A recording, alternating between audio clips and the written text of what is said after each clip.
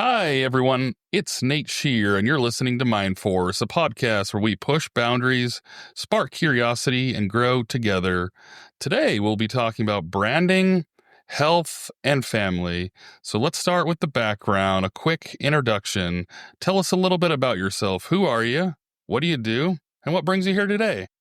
Yeah, my name is Zach Colman, and I own a creative and marketing consulting firm called Creative, where we help brands find their why and implement their why through brand identity and digital experiences. Nice. That is awesome. And just to set the scene, where are you calling from today? Well, I am in Arizona. It's kind of we're going through the desert weather right now, so like today it's a little bit chilly, but yesterday it was raining. 3 days before that it was almost 90, so we're just kind of going back and forth and wearing clothes and not wearing clothes. Jeez. Yeah, I'm out in the UK, and the UK can't figure out what it wants to do for spring, so it's been interesting. One morning, it was 0, which I'm still getting used to Celsius. One of these days I'll figure out the double it plus 30, whatever the thing is for it. But yeah, it was freezing one morning, like literally freezing, and then the next day it was like 55, 60, and pretty nice out. So kind of confusing. I guess that's how it goes through spring. So we'll see how it goes. This is our first year. We got here about 6-7 months ago, so it's been interesting. Well, for the warm up, let's go through a couple fun questions. What inspired you to focus on branding, health, and family as key pillars in your life? Well, that's a huge one. I think it's been a long time coming, just continued growth in life, but in kind of rebranding my personal rebrand periods and evolution. But I'm just a builder at heart. I love building things. And that's where the branding side really kind of came back and emphasized more heavily within the business growth of what I'm doing. And really, as I continued to grow as a person, I just realized, my family, now I have 3 young boys, that my family means more to me than, top line revenue does, right? So it's one of those situations where I'm kind of trying to be like, hey, it's not about, it's not really about hustle culture. It's not really about hustle. To me, it's about perseverance and finding time for my family. And, I've come to see that very heavily that a lot of people that become very successful in their lives, they actually find great inspiration from taking personal time, right? And so I've tended to try to acclimate more personal time, not just for myself, but just be more present around my family. And the health side of it has always been kind of a huge thing for me. I grew up in sports my whole life. I worked for the Phoenix Suns. I worked for professional athletes back in the day before we took our pivot. We tended to, I tended to lose that as I was trying to grow my brand and grow my business.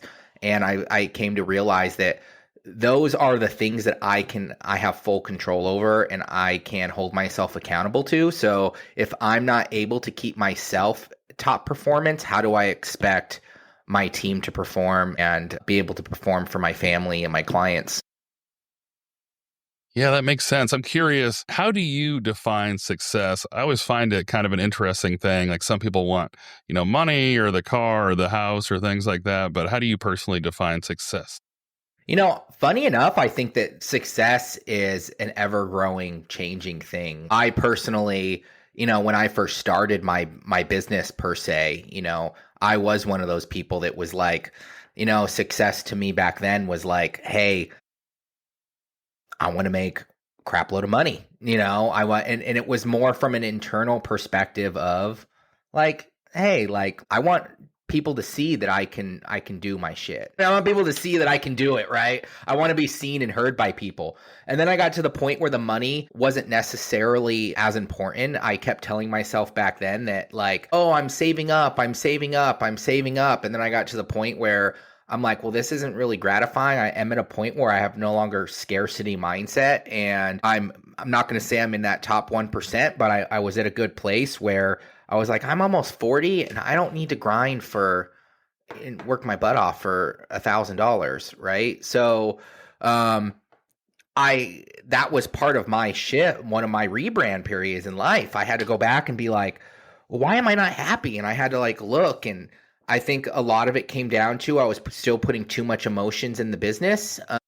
And I continuing to try to find what success looks like for me, because I'm in a very pivotal stage in life with young kids and trying to be a good father, but as a man also being like, well, I have to support my family, and I want to lead by example so they can see what it means to lead, but trying to do that in a way where I'm also not sacrificing my time with them. And so at least right now, it's a continued battle on being like, remember, like, success right now in my time frame of where I'm at in life is family, and being able to be there for my kids, watch them grow up and see their dad making leadership type decisions so that my children can try to grow up and have more of that leadership type mentality. And that's the stage I think that I'm just at right now. Is there growth involved in the business? Yeah. Do I want to make more money? Of course. Who doesn't? It's just part of growing a business in a life. I'm not necessarily like, how do I put this? I'm one of those people that you see, you watch Dave. I don't know if you've ever watched Dave Ramsey. You've watched, some of the people that talk about success, but I'm one of those people, man. Like I don't need a fancy car. Like I don't need to show off. I don't have those types of insecurities, nor do I feel like it's necessary. But every once in a while, I'm like, I want to buy something for me.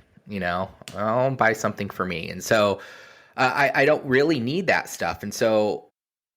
That stuff kind of just the money and the success of the cars and stuff, it's just not needed. I don't need to be seen by other people anymore, right? I have my family now. So it's kind of just fun just knowing that if I wanted to, I could purchase stuff. That makes sense. Did you have a key moment at all? Was there like a game you missed, or like something for the kids where you're like, hey, I got to shift? Or was there an eye-opening moment where you're like, hey, I'm just grinding and I gotta step back? I think it was, funny enough, I don't think it was on the family side. I think it was because I was doing all that stuff. I've worked from home since I started my business. So before we had our first child, I worked from home, and my wife works from home. And so we kind of have been in that spectrum. But I think I became less resentful towards understanding, like, I don't want that to sound negative, but I had to tell myself, I think it really came when I realized from the business side that I was putting all these emotions and wanted all this stuff with the business to give me the emotions that my family should be giving me. Like I was giving because my business, I used to say back in the day, my business used to be my baby. Like it was what I had before I had kids. And so I had to come to the realization. And so it was a journey. When everyone goes, oh, I had a light bulb go in my head. No, that's not how it happens. I don't, because there's a lot of resistance there too. Like, are you sure? Are you sure? And so I think it's it's still going to be an ever growing thing. But I did a TEDx last year, and I think it was going through that journey because I was so tired and burnt out. Like I just didn't want to run my business anymore. Like I was like, it's not growing the way I want it to. And so it was going through that period and journey of finding my values again and being like, oh yeah, the gym. Oh yeah, my family. Oh yeah, I like to build things. For instance, now a lot of people would say it's unproductive that are in the business world, but I think it's the exact opposite. I'll go out and work on like the playhouse and do arts and, like build for like 2 hours in the morning. Like I told you earlier, like I redid my podcast room a little bit, and I built some things. I had my child help me. And so like small things like that actually give me, I think, the energy and the purpose to like push forward with my vision within the business, and my emotional ties of I need to help a client do this. I need a client I'm not saying they go away, but my identity isn't around that. That's interesting. Yeah, I remember I listened to the guided runs from Nike Run Club. I hate running, but I love Coach Bennett. He's in there and he jumps in your ear and he talks about the act of recharging, which I always love. He says the definition of recovery is to regain something that was lost or stolen. And I love that because I feel like a lot of times we see recharging or recovery as putting the phone on the charger, and it's something where it requires nothing, you don't do anything, and you just get recharged. And that's how it works for the electronic. But I think for us, we have to do things. So just vegging on the couch and watching TV, like, you don't feel better unless it's like your favorite show. I love The Office, and that does bring me, a little bit of recharging, a little bit of joy. But I think you need to seek out and do the things like being creative and spending time with the family and things like that. So I like how he says it's the act of going and, recovering it, taking it back. That's good stuff. And I like how you transition from, feeling that completeness and whatnot from work, and then that fulfillment from the family. So that kind of leads me into the next question. How does branding, health, and family all intersect for you personally and professionally? Well, to me, I take branding. Branding is really just defining who you are, how you differentiate yourself if you're a corporation or you're a person, how you, showcase yourself, communicate yourself to. And we'll just use it from a corporate standpoint, then I'll show you how it kind of goes into personal. A corporation comes in, they're like, we want to differentiate ourselves. You do that through multiple forms of communication, like mission, vision, values, visual communications, the way it's represented out in the world. And I feel like all that really comes in based around the leadership of a corporation, right? And leadership isn't necessarily going to be, they're really just, the building and the communication of a business is really very similar to an individual. The individual is the one that starts it. The individual is the one that builds it up. They're the ones that put the communication, the message out in the world. They're the CEO, or they're the ones leading the organization. So in a short answer, that's what you have to do as a person. And so for me, I find my values and I'm like, now that part of my success, which I didn't bring up earlier, which was, I actually want to collaborate with people. I don't want to just be a button pusher. I don't want to just delegate work out. I want to help contribute and teach people how to evolve in their career, bring them into the organization, have conversations. And I want to be able to do the same thing, with my family. And so once I figured out my values and re-brought those back and was like, what's my vision in life? Like, what is my vision in just life in general? Then I was able to align that with what I wanted out of my business, and it basically connected. Now I use my personal values as kind of my brand values, right? Now I'm like, when I hire people, I'm like, well, I'm not going to bring some person into my business that doesn't value that sense of connection and relationship, because if they don't, then they're not going to enjoy the job. And that's what I enjoy. And so I transition that stuff because a business is just really an evolution of really one person. We'll say until it gets to the point where it's multiple billion and you have stockholders, but that's a whole different. We'll avoid the boardroom. That just gets to be a little more complicated. Well, before we jump into your three main pillars, I wanted to see if you had a question for me. Yeah. So tell me a little bit about why the theme of what you do is so important. You talk a lot about mind and body. I'd love to hear your story and how that kind of came about to you evolving to the way you have. Yeah, absolutely. So I think the most vital part of the show is probably the actual title or the name of it. And so mental fitness was kind of the big thing that drove it. I heard it on a Simon Sinek podcast episode of a bit of optimism. And it was just hit me so hard because I feel like we just don't do a very good job of mental fitness, which to me is the ongoing work of your brain and improving and growing. And it's just really bizarre to me. If you look at the physical gym, somebody will go and, tell you about their 3 days a week on the cardio machine. They don't need it every day, but they know they're going to do it to maintain their cardiovascular and be able to breathe while they're going up the stairs. And we do these things along the way way. But for some reason, when it gets to mental health, it's stigma. So I lost my grandma to mental health, which is what kicked off the podcast to begin with. And she wasn't able to talk to other people, and she felt like she had to bury these things. And so I wanted to have conversations that are difficult or not fun potentially. I mean, some of the episodes are pretty deep and pretty dark with suicide attempts and things like that. But the whole part of the show is the ability to see the other side. I feel like we go to trainings and different stuff. Like I go to trainings at work. We have to do one once a year, and we talk about the warning signs, all the bad things. We very rarely talk about the success, what happens after you go to the dark place, but then, you have someone there to pick you up, and let's talk about the job they got and the spouse they got afterwards and these things that lined up afterwards. We don't seem to really hone in on that. And so when that person's at their darkest moment, they want to see the light at the end of the tunnel. And I think they can't, and they just start to spiral, and that's the problem. So mental fitness is like the biggest part for me. Like, work on this all the time, offload things as you go. You shouldn't have to wait till mental health, which is why I didn't put mental health in the title, because it seems like it's a building, and it's only a building you go to on the worst day of your life. You wait for, that bad day. Yeah. You don't go and offload things like you would at the gym. So that fitness aspect is something you do all the time. You will talk to people about your workout routine. I'm doing buys and tries. I'm doing 3x10. I'm, doing these types of sets, but it's like, oh, I sat in the park and meditated. Like no one talks like that'd be nice. I had mindfulness, I journaled, things like that. So just trying to get the word out. I'm hoping a story, a guest or whatever will help connect with somebody. And, if it saves a single life out there from a permanent decision, I mean, all the work and effort is worth it. So mental fitness, I think that's the key for me. I love that you say that. I feel like we have very similar messages in some way.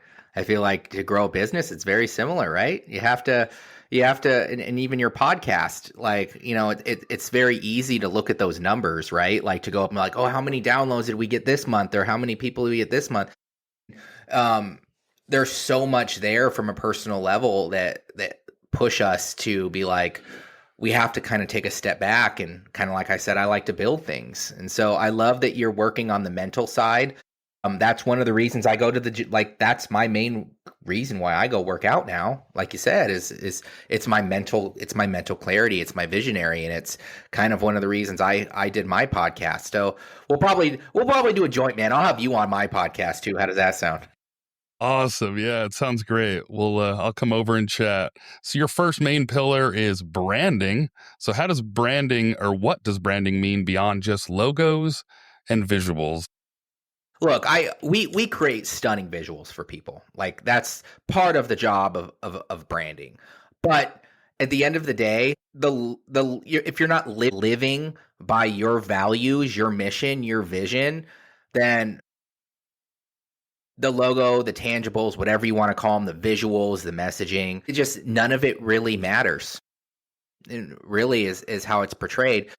Branding at the end of the day is really living by the messaging, living by everything that you're developing, living by them. For example, when I talked about my values, when I talked about my vision, what do I want out of the business? And as you continue to grow if you continue to grow as a brand, either personally or corporation, I'm sorry, but you're going to have to hire people. You're going to have to hire people.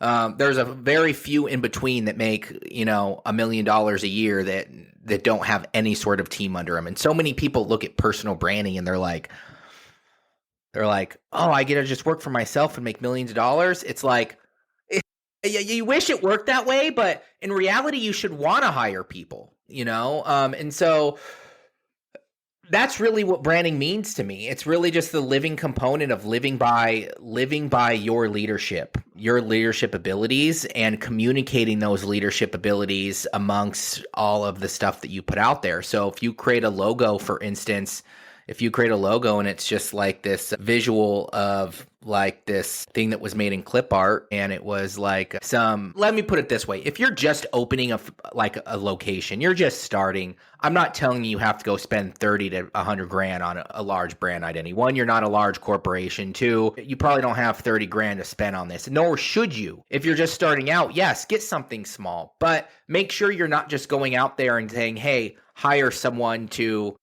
create these values for you. Might be like, oh, write a list of values that I want to incorporate and say this is what my business is. It's like, no, your business is an ecosystem of behavior. And so you probably want to grow something that matches your behavior and what you want to grow. So figure out your values. What is your mission in life? Like that will evolve. It always does for all of us, but at least give yourself a starting point so that you can build like a system around it as you continue to grow as a person or as you continue to grow as a company. Yeah, that makes sense. It's really who you are at, at a deeper level. What are some of the key mistakes people make when building their brand? What are some key mistakes people make when building their brand? I would say part of it is that I'd say part of it is they're not living by their brand. They look at a lot of stuff as a tangible asset, and not so as an intangible because they look at they don't understand that there is ROI connected to the brand. If it be abundance, if it be connection, if it be new relationships, if it be equity, if it be trust, there's so many different ways that your brand can grow. And if it's misaligned with who you are, I mean, we're in day and age of AI now, right? So everyone's going out there, and the best way for anybody to make it be different and separate past, you could call them competitors or other people, is just to be themselves. So people That's tend it. to follow too many people. Yeah, it's interesting. Earlier, I was thinking about celebrities or athletes and whatnot, and when they get in trouble for things, they drop their deal or they get dropped. I guess kind of makes me think of that same thing when they're not living in line with their companies and whatnot. They kind of have to part ways because of that alignment of what they represent and things like that. And sometimes people are mad, oh, that's unfair and whatnot. But I think, like you're saying, if you're true to yourself, like, hey, this is what we represent, and if you're not aligning with that, it doesn't matter how many hoops you make or whatnot, like it's just not right for us. Yeah, if you look at, when I look at, it's funny because we used to work with professional athletes quite a bit. I used to work with quite a bit of professional athletes, and one of the biggest things I would always tell them is, you just align with your values, right? Like we'd go through, a value pyramid and be like, and I'd give them an exercise on if they were going to, let's say, sponsor Beats headphones, like how would you sponsor that post? And then I'd see other athletes online that would be like, oh, we're promoting this tech company that does this. And I'm like, you have never once in the history of anything that you've ever written or talked about mentioned anything about how you are techie. Like nothing wrong with it. If you have a Discord and you're like playing video games all the time and you like start talking about promoting a certain game, okay, fine. But you always see it, and that's where that misalignment comes in because people are like, well, I don't see that you like what? You never talk about that stuff, Like why would you talk about it now? Yeah, I think disingenuine like cuts through pretty well. Like I think there's certain people that can read people better, but there's a few certain things like regardless of how well you read people. And I think not being genuine is one of those like that kind of cuts through pretty well. You're like, I don't know if I really jive with that. If you've never wanted to do anything in tech, and now all of a sudden you're trying to back a motherboard or something. Yeah, I know, right? I like to tell them a lot. Like I like to give them an example of especially college athletes that are like, I'm just going to get a communication degree. I always try to tell them like, no, find something that you're really passionate about now. And I like to always use the example, even though they don't usually have these at large colleges, of like veterinarian. Like if you love animals, like talk about it, work with it, and work it into your content. And you're like the people that you would have partnerships with, or the company you'd build, or what the vision you're going to continue to develop. I'm like, yeah, maybe you will travel the world and go to like Africa, for instance, and help animals. Maybe you'll start a veterinarian service here. Maybe you'll create a nonprofit. Like, who knows? But at least for now, like, if that's what you love, like, promote that. It's okay that you bring your Labrador Retriever in every single one of your posts, right? Like people like just knowing your life and knowing your failures and your accomplishments. You got to learn anyway. You might as well learn something you like. And I I think know. that makes it even easier to be real and be genuine. I think a lot of us want to kind of pull a mask over and be a certain thing and fit a certain mold, but it's easier and less stress and energy to really be yourself. The last question I have in branding is, what advice do you have for someone looking to refine or start a brand? So are we talking about on a personal level or on a business level? Well, we'll go personal. Yeah, so I would say really, if you're looking to refine, I mean, like I said earlier, rebranding yourself is a common thing. I think we all go through stages in life. You're not changing as a person, but you're refining what your vision, just like we talked about earlier, your vision, what you did looks like. And I always like to go back to values, in general. Like use those as your guide. Like what in your life, and this could be refining and or really, if you're just like, my life sucks right now. Like, why is my life suck? Go back and be like, what are the things in my life that I enjoy? What are the things in my life that I've lost that I don't do anymore? Or maybe I've evolved in? Look at those and try to bring some of those back. And then kind of come up with a schedule for yourself that bring back those values into your life. And it's crazy how fast you will turn from disliking yourself to positive outcomes and vision and figuring stuff out. And I think it's a great mind exercise to really just sit down and do that. We actually do an exercise with people. We kind of help them figure out their message, their values through that same exercise that I told you. And if you're looking to start a brand, like let's say you want to start a personal brand and a personal business, it's a very similar concept because you're going to have to utilize those values to figure out what you want to talk about, like you did, right? Like you want to figure out like, what are my values? What am I passionate about? And be able to slowly bring those into your visuals and your messaging and all your communication. And so start there and then build everything off of those. Yeah, that makes sense. You got to start with that foundation. Your next pillar is health, the foundation of success. What are some of your non-negotiable habits for physical and mental well-being? Yeah, physical. I do have 3 young kids right now, so I've had to one of my non-negotiables is actually giving myself more leniency. I used to be like a 7-day workout kind of guy, like I'd have to go for an hour every day. This was back like 15 years ago, right? But I've actually had to take a step back, especially when I brought it in and hold myself accountable to it's okay that you're only working out 3 to 4 days a week and allow it, but just making sure that I'm still getting those exercises in. So I definitely make sure that I have a non-negotiable of that. And with my food too, like I think it's very easy, especially with me having 3 young kids where my kid doesn't eat his dinner, right? So I'm saying, well, I'm eating it, right?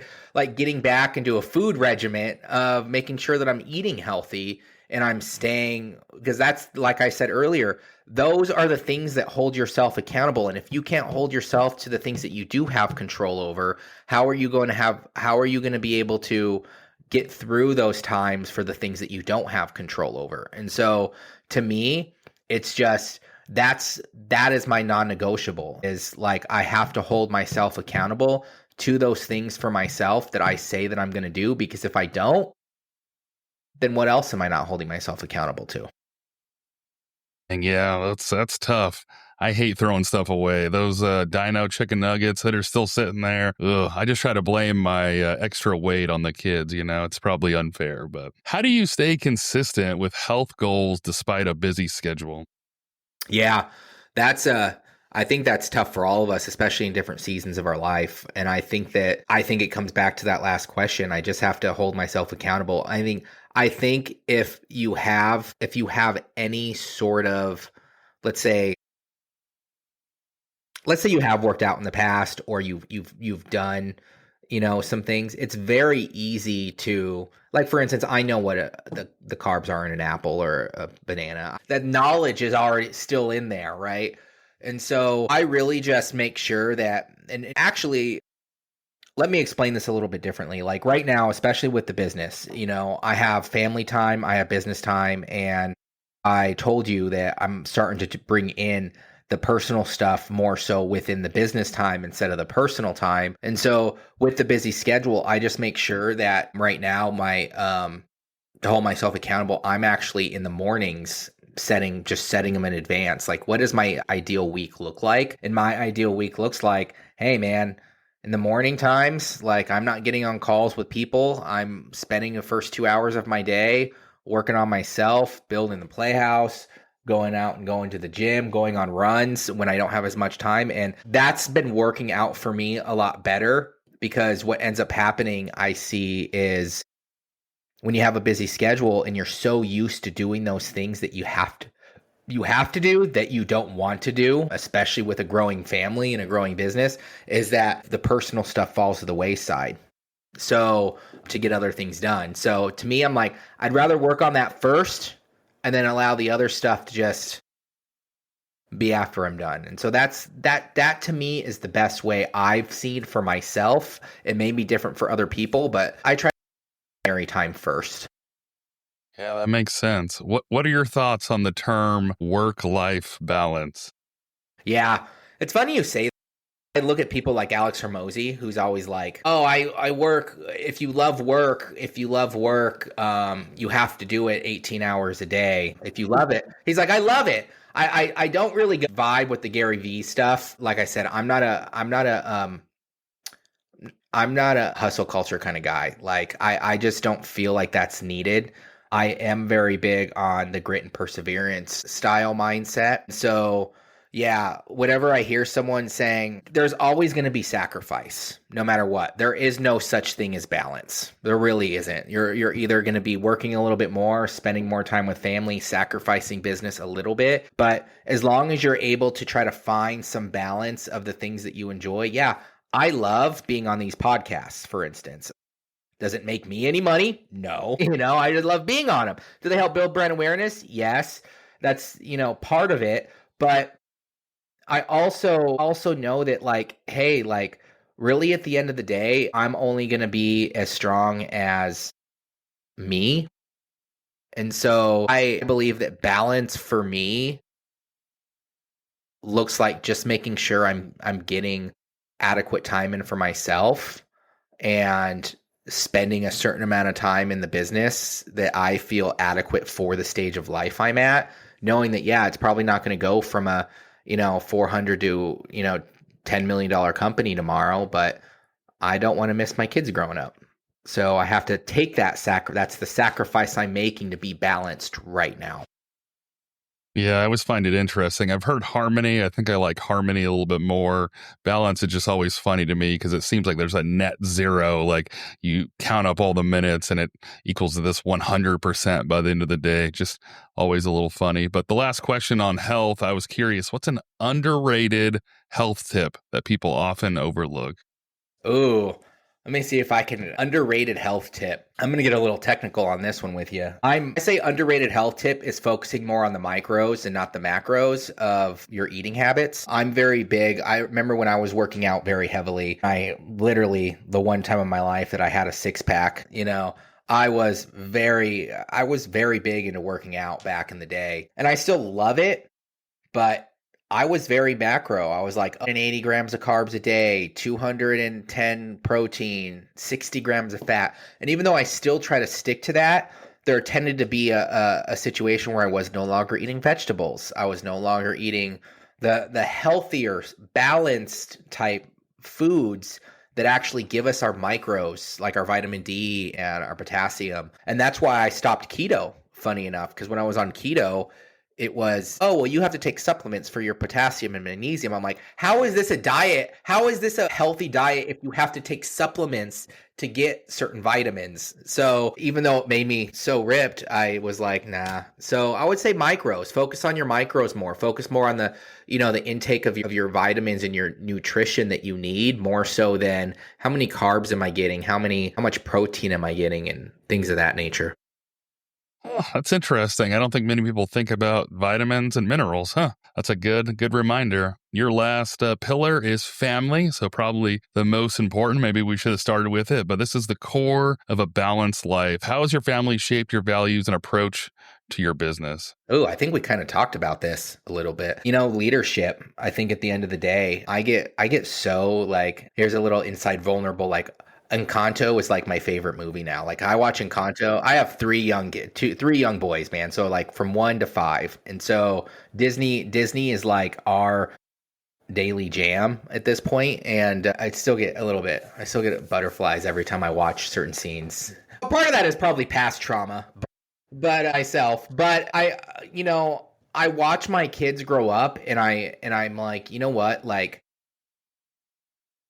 their school right now, for instance, my 5-year-old kid, he's going to school and they're doing this program that's very based around leadership, and I love it because it's like this is what I do for brands, but it's leadership, right? I want my kids to know that it's not just about work ethic, it's about leading a positive and making a difference in this world. And you're not going to do that through delegation, you're going to do that through leadership. How do you lead your other brothers? How do you lead with your friends? How do you not follow in other people's footsteps and being able to be okay with being different? Because that is, think about it, as we get older, like everything we've been preaching on this is everyone's so afraid. It's all about being different. When you're older, it's like, how do you separate yourself? You be different, you be yourself. And as kids, they're not. They're taught to follow in this mold. That's how it shaped me. The business side, his family side has shaped my business in a way where it's like, I want to be a better leader to my team, and I want to learn to be a great leader to what I do in the world. But it also shaped me to be like, I want to teach my kids really good values and how to learn to be leaders and not followers in today's society.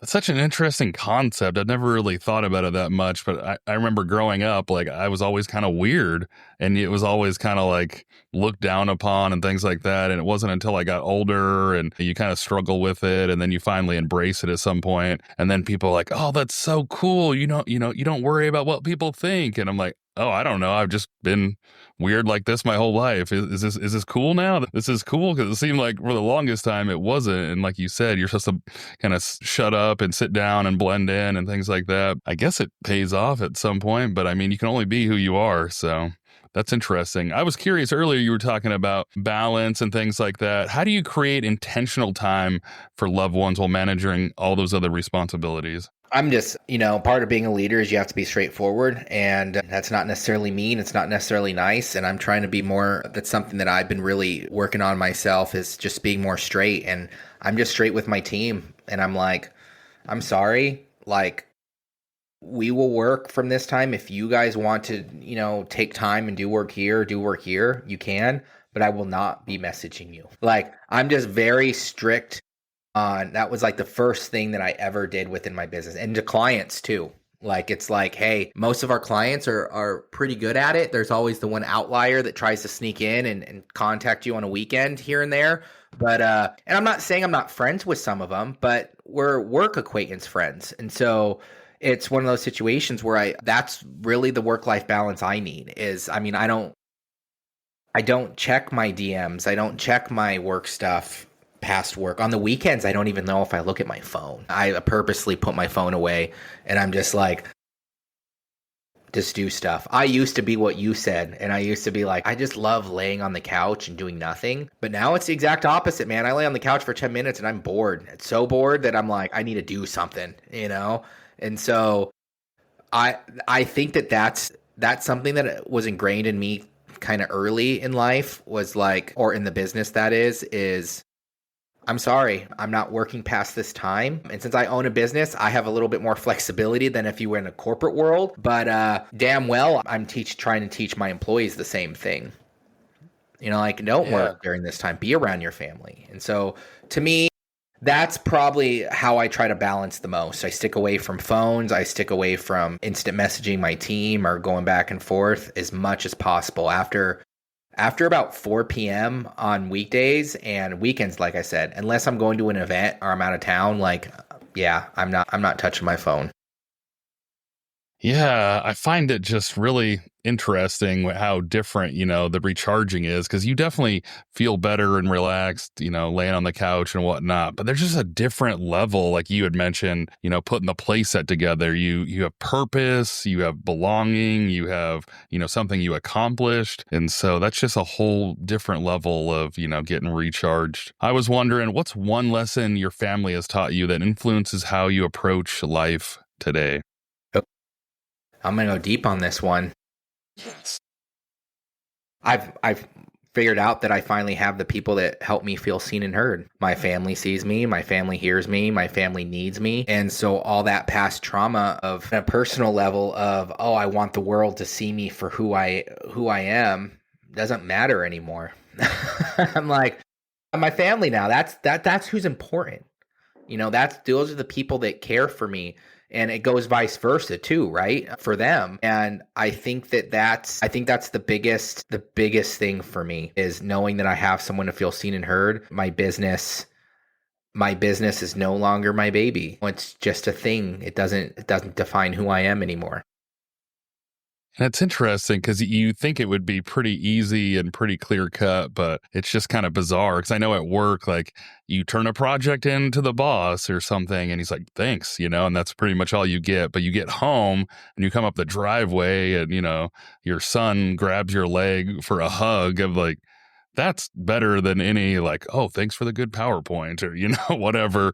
Like you feel good for, 5 seconds, but, you'll feel good for the whole week when they're running down the driveway, coming to greet you and, wanting to spend time with you, even if they're laying their head on you. That's just, yeah, it seems obvious, but I don't know. I guess Well, that's an something interesting to do with our concept. culture.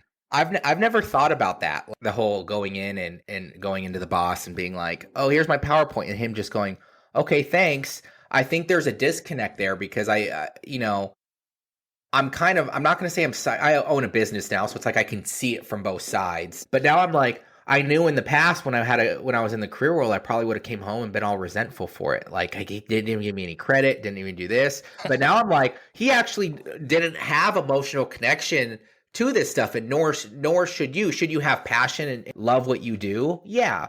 But remember, at the end of the day, the job's only there to satisfy, you be able to go home and spend time with your family. So you should be grateful that he even said thank you.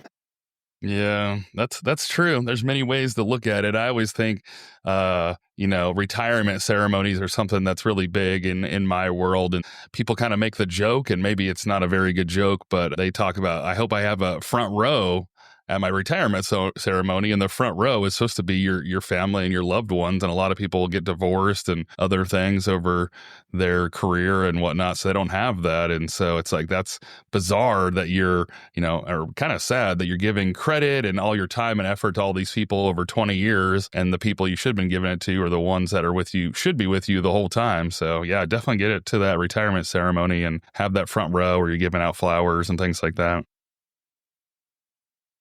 Interesting. Yeah. I like the one thing that comes up to me. If you had one thing for someone to say for you at a ceremony when you passed away, like what would you want to be known for? That's a huge one for me. What's on your tombstone? Yeah, yeah. This guy was cool, or no, I hated that guy. uh, well, Zach, let's try to bring it all together. What's one mindset shift that people can take to align their career, well-being, and relationships? Yeah. Don't let your career define you.